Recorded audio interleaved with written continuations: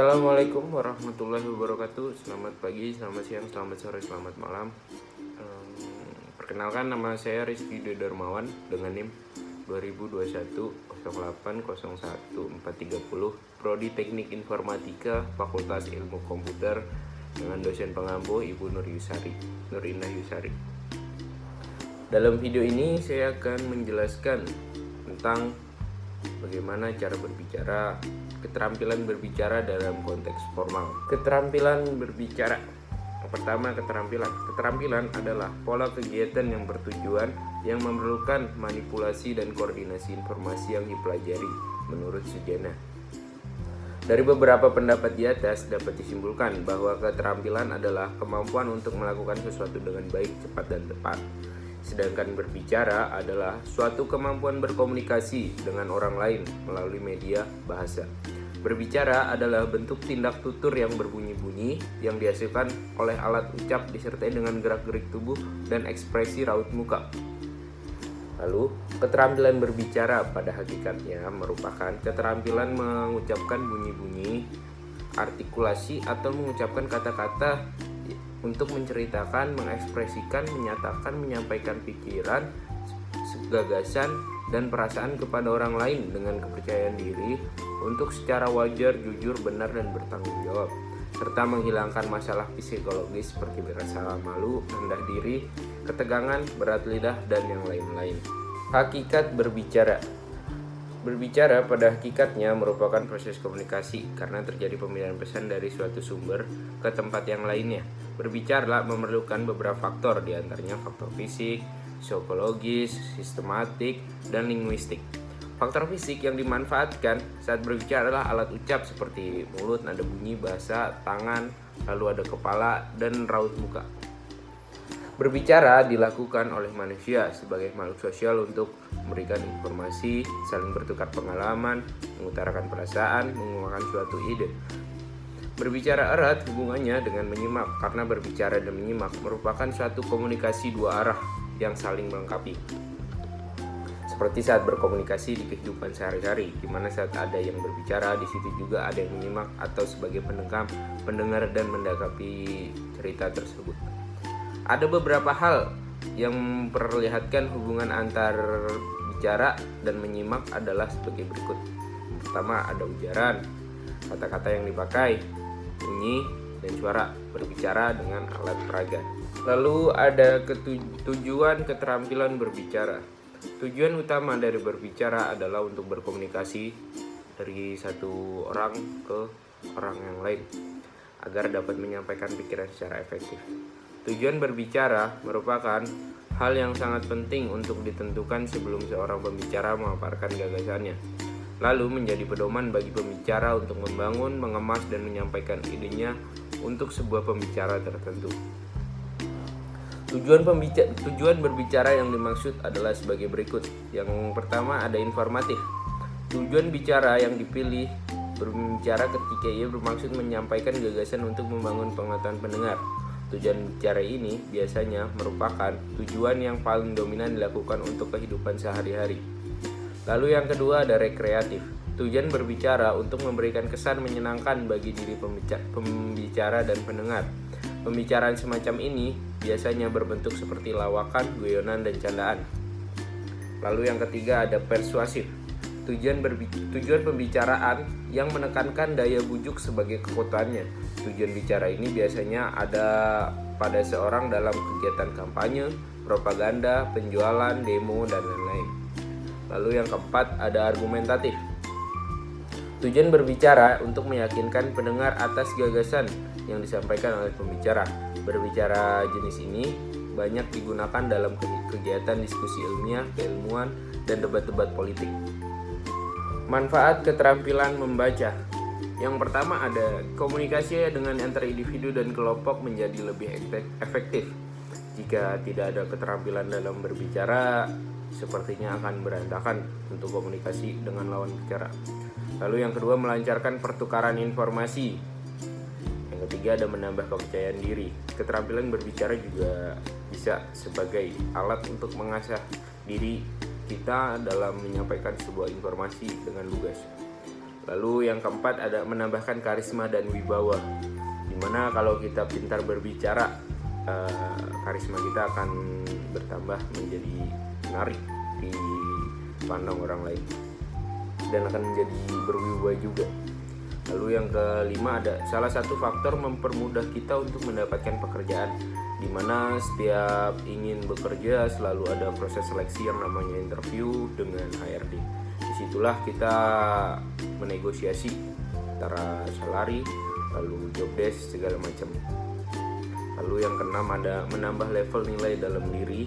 Lalu yang terakhir ada bisa mendapatkan kepercayaan dari masyarakat sekitar, dimana jika kita pintar berbicara, terampil dalam berbicara, menyampaikan informasi di lingkungan sekitar, maka masyarakat dekat kita juga akan percaya terhadap kita. Prinsip-prinsip keterampilan berbicara. Pelaksanaan pembelajaran berbicara akan mampu berjalan dengan baik jika seorang pendidik memahami benar prinsip-prinsip pembelajaran berbicara. Beberapa prinsip-prinsip pembelajaran berbicara tersebut adalah sebagai berikut. Yang pertama ada pembelajaran berbicara harus ditujukan untuk membentuk kematangan psikologis anak dalam hal berbicara. Lalu yang kedua, pembelajaran berbicara harus melibatkan anak secara langsung untuk kematangan dalam berbagai konteks. Yang ketiga, ada pembelajaran berbicara harus dilakukan melalui pembelajaran yang interaktif. Yang keempat, pembelajaran berbicara harus dilakukan sekaligus dengan membekali strategi dalam berbicara. Lalu yang kelima, ada pembelajaran berbicara harus pula dilakukan seiring dengan pengukuran kemampuan berbicara secara tepat melalui praktik langsung. Yang keenam, ada kemampuan bicara hendaknya diukur dan dipantau oleh guru secara berkesinambungan, jangan sampai ditinggal-tinggal. Lalu yang ketujuh ada pembelajaran berbicara harus diorientasikan pada pembentukan kemahiran berbicara atau membentuk siswa menjadi pembicara yang kreatif. Jenis-jenis berbicara. Yang pertama, berdasarkan situasi pembicaraan. Berbicara dibedakan menjadi berbicara formal dan berbicara informal. Berbicara informal meliputi bertukar pengalaman, percakapan, penyampaian berita, pengumuman, bertelepon, dan memberi petunjuk. Adapun berbicara formal meliputi ceramah, perencanaan dan penilaian, wawancara, debat, diskusi, dan berbicara dalam situasi formal. Yang kedua, berbicara berdasarkan tujuan pembicara. Diklasifikasikan menjadi 5 jenis, yaitu berbicara untuk menghibur, berbicara untuk menginformasikan, berbicara untuk menstimulasi atau mempengaruhi. Yang keempat, berbicara untuk meyakinkan, dan yang kelima, berbicara untuk menggerakkan. Yang ketiga, berbicara berdasarkan jumlah pendengar. Jenis berbicara ini dapat dibedakan atas berbicara antar pribadi, berbicara dalam kelompok kecil, dan berbicara dalam kelompok besar. Yang keempat, berbicara berdasarkan peristiwa khusus yang melatari pembicaraan. Diklasifikasikan menjadi 6, yaitu seperti pidato, presentasi, penyambutan, perpisahan, jamuan, perkenalan, dan yang terakhir itu nominasi. Lalu yang kelima, berbicara berdasarkan metode penyampaian. Diklasifikasikan menjadi 4 jenis bicara, yaitu metode mendadak atau impromptu, lalu metode tanpa persiapan atau ekstemporan, lalu metode membaca naskah, dan yang terakhir yaitu metode menghafal. Faktor-faktor yang mempengaruhi dalam kemampuan berbicara. Yang pertama ada kepekaan terhadap fenomena. Faktor ini berhubungan dengan kemampuan pembicara untuk menjadikan sebuah fenomena sebagai sumber ide. Seorang pembicara yang baik dan benar akan mampu menjadikan segala sesuatu yang ada di sekitarnya, walaupun sekecil apapun, itu menjadi ide, sumber ide. Lalu yang kedua, kemampuan kognisi dan imajinasi. Kemampuan ini berhubungan dengan daya dukung kognisi dan imajinasi pembicara. Pembicara yang baik dan mampu menentukan kapan ia menggunakan kemampuan kognisinya untuk menghasilkan pembicaraan dan kapan ia harus menggunakan imajinasinya. Lalu yang ketiga ada kemampuan berbahasa. Kemampuan pembicara mengemas ide dengan bahasa yang baik dan benar dalam kaitannya dengan faktor bahasa.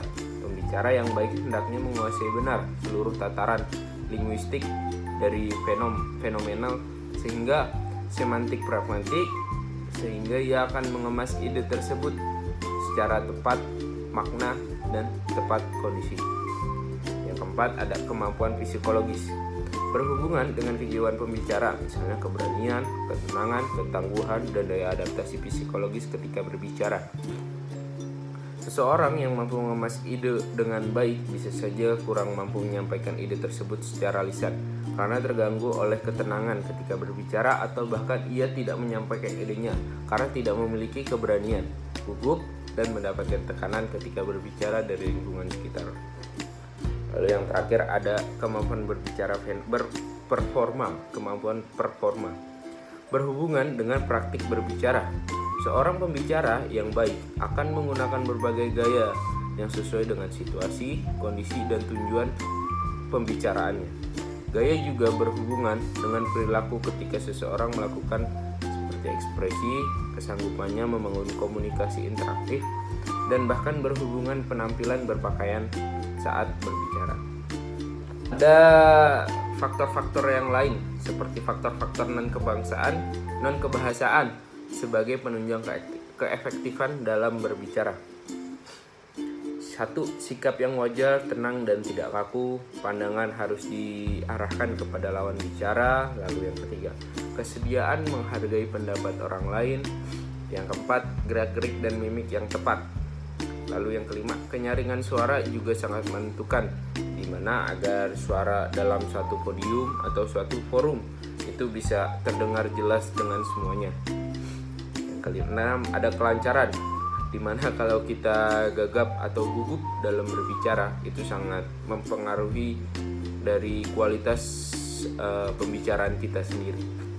Lalu yang ketujuh ada relevansi atau penalaran, di mana setiap kita mengasih suatu ide atau topik kita harus memberitahu juga bagaimana caranya, lalu penalarannya seperti apa. Lalu yang kedelapan ada penguasaan topik, di mana jika pembicara tidak menguasai topik tersebut, maka akan tersendat-sendat dalam melakukan pembicaraannya. Prosedur pembelajaran berbicara. Yang pertama ada tahapan perencanaan. Tahapan perencanaan merupakan tahapan yang harus dilakukan siswa dan membangun ide dalam pikirannya yang akan disampaikan dalam kegiatan berbicara. Kegiatan rutinitas berbicara dan kegiatan interaksi yang dialami siswa selanjutnya harus mampu dikemas oleh siswa sehingga menjadi sebuah ide atau rencana informasi yang akan disampaikan pada saat berbicara. Lalu yang kedua ada tahapan pemilihan.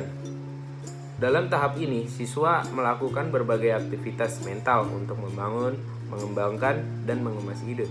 Kemampuan berbahasa merupakan kemampuan yang penting yang harus dikuasai siswa pada tahapan ini, sehingga dalam praktiknya guru harus secara langsung mengembangkan kemampuan berbahasa siswa. Kemampuan ini sangat berhubungan dengan situasi, kondisi, dan tujuan pembicaraan.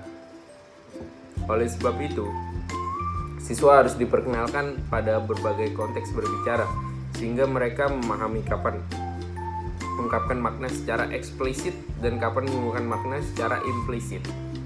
Lalu yang terakhir ada tahapan pemroduksian. Siswa secara langsung melakukan pembicaraan berdasarkan konteks dan tujuan tertentu. Guna meningkatkan kemampuan produksi ini, siswa hendaknya dibekali pengetahuan terutama tentang pengetahuan artikulasi atau pengucapan tata bahasa. Keterampilan kompensasi digunakan pembicara ketika ada sesuatu yang tidak beres dalam pembicaraan mereka atau ketika mereka berpikir sesuatu yang mungkin dilakukan untuk mengatasi kesulitan. Ekspresi ini membuat pembicara secara pasif, bahkan jika dalam pikiran mereka merasa bahwa situasi berbahasa cukup baik buat mereka akan melakukan pembicaraan dengan lebih baik pula. Baik, cukup sekian materi penjelasan tentang keterampilan berbicara dalam konteks formal untuk menyesuaikan tugas sesi 9 saya dengan dosen pengampu Ibu Nur Indah Yusari SPD MHUM. Cukup sekian, terima kasih. Wassalamualaikum warahmatullahi wabarakatuh.